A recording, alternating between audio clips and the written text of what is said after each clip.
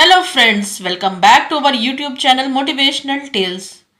Insurance तो हम सभी कराते हैं, पर कोई दिक्कत आ सकती है। आइए हम सब जानते हैं आज की कहानी में इंश्योरेंस और अस्पताल। भारत अस्पताल के पार्किंग एरिया में अपनी कार रोककर मनमूर्ति नीचे उतरे।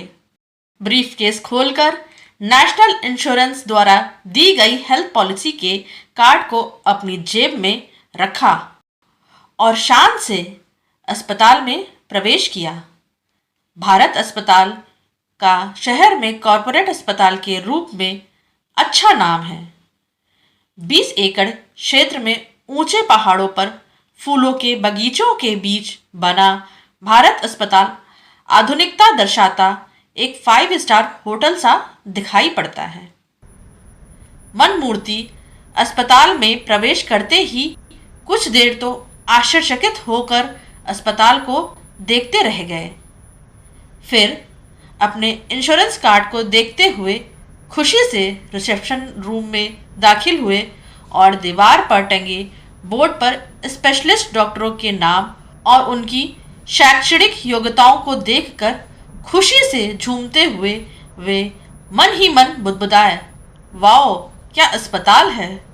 रिसेप्शन पर एक खूबसूरत युवती कंप्यूटर पर काम कर रही थी। उन्हें देखकर वह बोली, आपका नाम क्या है? मनमूर्ति हौले से मुस्कुराते हुए उन्होंने कहा, अच्छा नाम है। क्या है इसमें अच्छा होने के लिए? वे मन ही मन बुदबुदाए। युवती बोली, उम्र? मनमूर्ति बोले, 45 वर्ष। प्रोफेशन? College lecturer. इंश्योरेंस है क्या? हाँ हाँ है। मनमूर्ति खुशी से बोले, क्या हेल्थ प्रॉब्लम है? हाँ, सिर चकरा रहा है। सिर चकराने से ही यहाँ आते हैं। वे फिर से बुदबुदाते हुए मन ही मन गुस्सा जाहिर करने लगे। युवती बोली, आप जनरल फिजिशियन, डायबिटीज स्पेशलिस्ट, हृदय रोग विशेषज्ञ किससे मिलेंगे? जनरल फिजिशियन से। मनमूर्ति बोले, ठीक है। दाहिने तरफ के कॉरिडोर में दूसरा कमरा है डॉक्टर नित्यानंद का, आप वहां जाइए। मनमूर्ति 500 रुपये फाइल के देकर डॉक्टर नित्यानंद से मिलने पहुंचे। वहां आधा घंटा इंतजार करने के बाद उनकी डॉक्टर नित्यानंद से मुलाकात हुई। डॉक्टर नित्यानंद की उम्र लगभग 50 वर्ष थी और सिर गंजा था। उनके पास स्पेशलाइजेशन की 4-5 मेडिकल डिग्रियां भी थीं। डॉक्टर नित्यानंद ने मनमूर्ति को देखते हुए पूछा, प्रॉब्लम क्या है? मनमूर्ति बोले, डॉक्टर 2-3 बार सिर चकराया है। ब्लड प्रेशर की समस्या भी है। इसके साथ साथ जनरल चेकअप भी करवाना चाहता हूँ। यह देखिए, इंश्योरेंस कार्ड भी है। इसके लिए आपको एडमिट होना पड़ेगा। ठीक है, मैं एडमिट हो जाऊंगा। मैंने 2 दिन की छुट्टी ले ली है। आप टेस्ट लिखें। मनमूर्ति बोले। फिर कुछ सोचते हुए डॉक्टर ने कहा, अस्पताल में रहने के लिए सीरियस प्रॉब्लम बतानी पड़ती है। आप कितनी बार टॉयलेट जाते हैं? हर रोज 2-3 बार। ठीक है, मैं क्रॉनिक लूज बोल सिंड्रोम लिखूंगा। आपके बाकी टेस्ट गैस्ट्रोलॉजिस्ट और हृदय रोग विशेषज्ञ करेंगे। सभी टेस्ट को पूरा करने के लिए और ऑब्जर्वेशन में रखने के लिए कितने दिन एडमिट रहने के लिए लिखूं? 2 या 3 दिन अस्पताल में रहोगे? डॉक्टर ने पूछा। 2 दिन रुक सकता हूं, उससे ज़्यादा छुट्टी नहीं है। ठीक है, आप एडमिट हो जाइए। एडमिशन काउंटर पर अपना इंश्योरेंस कार्ड देकर मनमूर्ति 5 स्टार होटल जैसे अस्पताल के कमरे में पेशेंट के रूप में भर्ती हुए।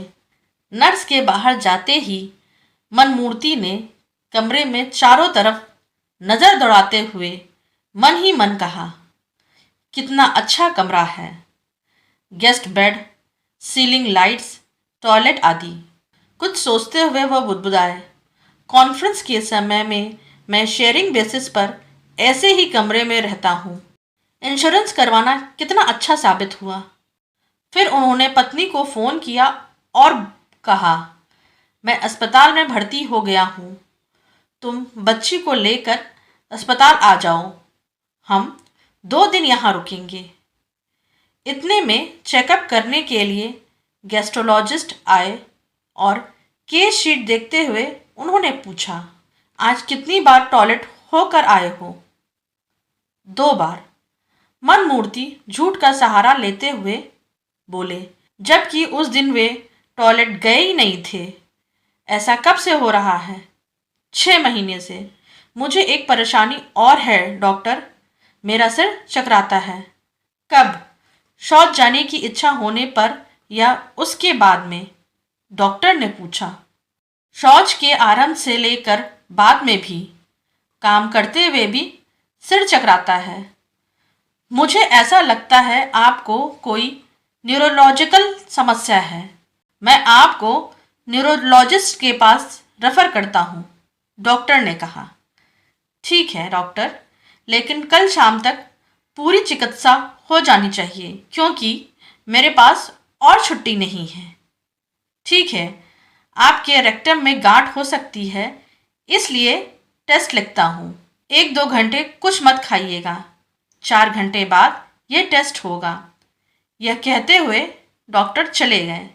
तभी एक नर्स ने अंदर आकर मनमूर्ति से कहा, रक्त चाहिए, 6 घंटे में एक बार टेस्ट कराना होगा। अरे बाप रे, यह कौन सा टेस्ट है? मनमूर्ति ने सहमते हुए पूछा। नर्स बोली, यह टेस्ट आपके रक्त में बेसिक सॉल्ट की बदलती स्थिति को देखने के लिए है। इससे यह पता चलेगा कि लूज मोशन हो रहा है या नहीं। हमें इसे 24 घंटे तक देखना है। नर्स ने बाहर जाते हुए मनमूर्ति से कहा, रात को 8 बजे ही भोजन करें। कल सुबह फास्टिंग ब्लड सैंपल लेना है। 12 घंटे पहले कुछ भी नहीं खाना। मनमूर्ति बोले, मुझे एसिडिटी है, रात के 3 बजे ही जग जाता हूँ। 2 बिस्कुट खाकर 1 कप दूध पीने पर भी नींद नहीं आती। ऐसा होने पर कुछ भी नहीं खाना चाहिए, नर्स ने कहा।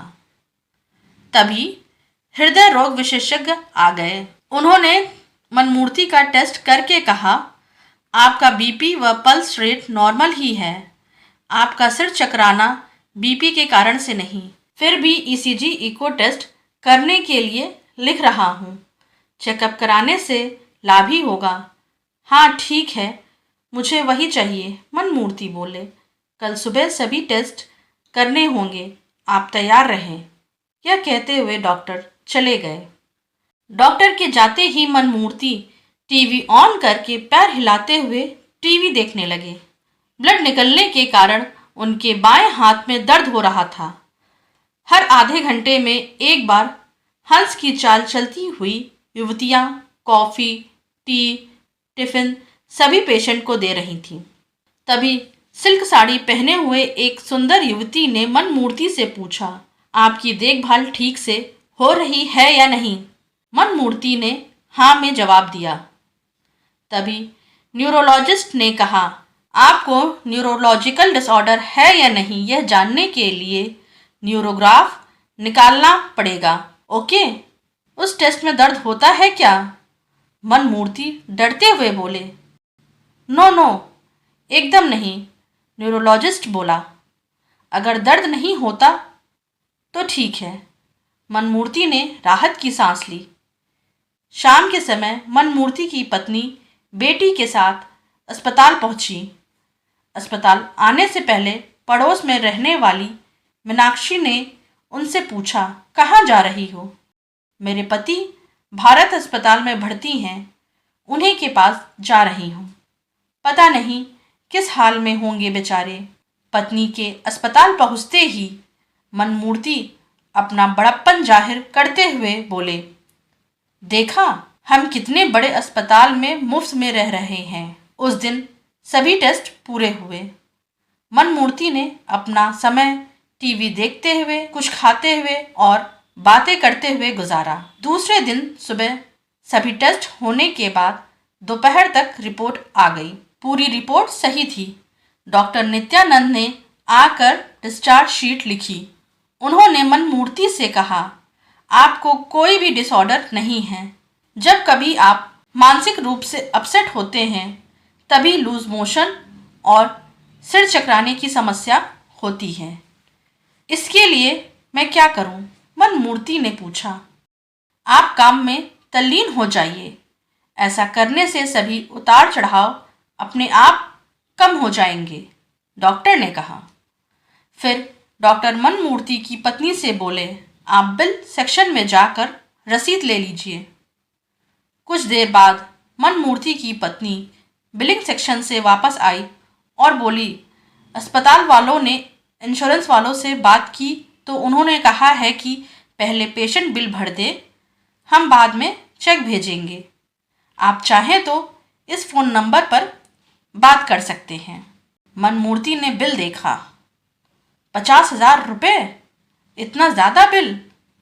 कहते हुए मनमूर्ति ने फिर से बिल को देखा। स्पेशलिस्ट डॉक्टर के 5-5 हज़ार रुपये लिए, स्पेशल रूम व भोजन का खर्च 20,000 रुपये, टेस्ट के लिए खर्च का विवरण भी उसमें है। अब पैसों का भुगतान कैसे करें? कल तक यहीं ठहर कर पत्नी को बैंक भेजना सही नहीं होगा। हड़बड़ाते हुए मनमूर्ति ने ब्रीफकेस से एटीएम कार्ड निकाले और पत्नी से कुल 60,000 रुपये एटीएम से लाने के लिए कहा। हमें पैसे अदा करने की क्या ज़रूरत है, इंश्योरेंस है ना? फिर भी पति की जल्दबाजी को देखकर वो फट से जाकर 1 घंटे में 60,000 रुपये लेकर आ गई। तब तक मनमूर्ति पसीने से तरबतर हो रहे थे कि कहीं एक दिन और न रुकना पड़े और उसका भी भुगतान खुद देना पड़े। काउंटर पर बिल अदा करके जान है तो जहान है कहते हुए वह पत्नी के साथ अस्पताल से बाहर आए और कार में बैठते हुए अस्पताल की ओर देखा। भारत अस्पताल बोर्ड के नीचे यह वाक्य लिखा हुआ था, मानव सेवा ही हमारा कर्तव्य है। दूसरे दिन मनमूर्ति ने अस्पताल का बिल इंश्योरेंस कंपनी को भेजा। 1 हफ्ते बाद इंश्योरेंस कंपनी द्वारा एक लिफाफा प्राप्त हुआ। लिफाफा खोलते समय मनमूर्ति की खुशी का ठिकाना नहीं था। लेकिन यह क्या? लिफाफे में चेक न होकर एक जवाबी चिट्ठी थी।